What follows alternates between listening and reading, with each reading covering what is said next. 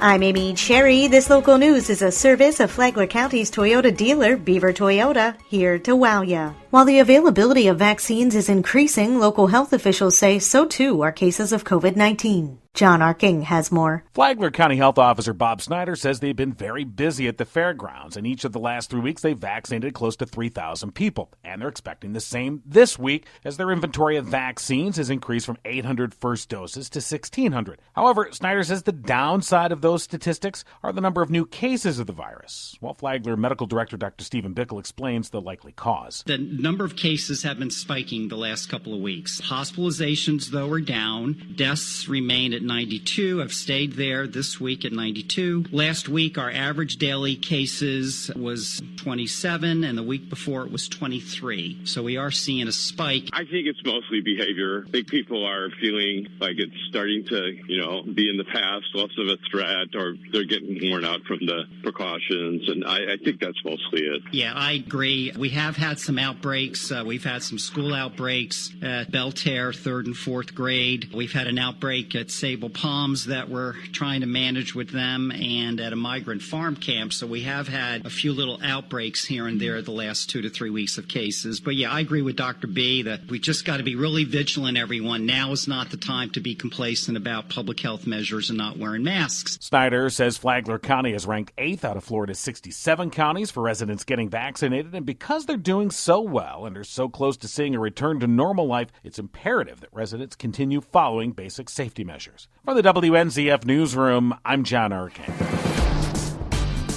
Doug Akins is the man behind the scenes in Palm Coast City government, working to keep the city and its systems safe from hackers. Doug is responsible for all of the IT infrastructure, information technology infrastructure. That's hardware and software that essentially runs the city. When we say run the city, not just the day-to-day business and the accounting and service delivery, but our communications, our fiber net, our internal servers, our data. They're responsible for all the physical assets and physical hardware. They're responsible for cybersecurity. If you've seen those traffic cameras around town that the sheriff loves to use, IT has a hand in making sure those are functioning and up to speed and running properly. That's Matt Morton, Palm Coast's city manager, who adds technology is truly a part of everything that's happening in the city. Akins tells WNZF about cybersecurity and says the city's systems are well protected to prevent attacks like the one we saw on the water supply in Oldsmar, that's serving as both a warning and a wake-up call for cities and towns across the country. There's a lot of vulnerability surrounding a lot of these critical infrastructures throughout the country. And in Palm Coast, we take it seriously. I believe we're in a good position, but we're looking to make it better. And we're looking to take our SCADA systems and all of our utility systems, isolate them to their own network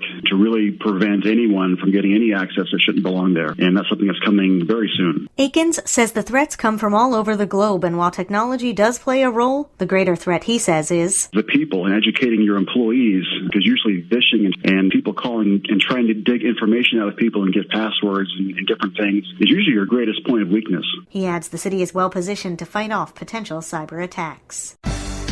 You may see a heavier police presence in Flagler County this week with Bike Week underway. Karen Johnson has the details. Now that Bike Week 2021 is underway in Volusia and Flagler counties, the Flagler County Sheriff's Office wants to remind everyone on the roadways to practice safe driving and common sense during the 10-day event. Flagler County Sheriff Rick Staley says FCSO will be out in full force countywide to keep the roadways safe. We will have extra units on patrol looking for impaired drivers, aggressive driving, and speeding. And I remind drivers to look twice before you pull out. Sheriff Staley adds our deputies will be out actively patrolling, but we ask that everyone drive safely. Be vigilant and drive free from distractions to avoid any dangerous conditions. And if you see something suspicious, report it to FCSO. For Flagler's Morning News, I'm Karen Johnson.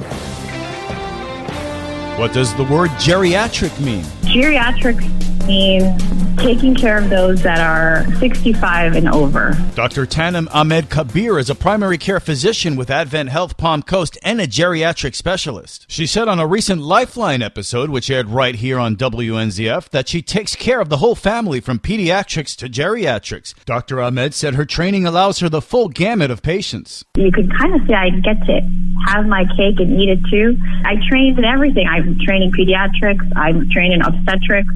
I do women's health, gynecology. I take care of adolescent medicine. I do preventative medicine. I do chronic care. Dr. Ahmed said she also helps patients with mental health issues that she said should be treated just like diabetes or hypertension. You can hear Lifeline hosted by John Subers every Saturday morning at 9 on WNZF. Tomorrow, Dr. Kabir talks about identifying mental health issues in aging patients. From the WNZF newsroom, I'm Rich Carroll. And now you're up to date on Flagler's Morning News. I'm Amy Cherry.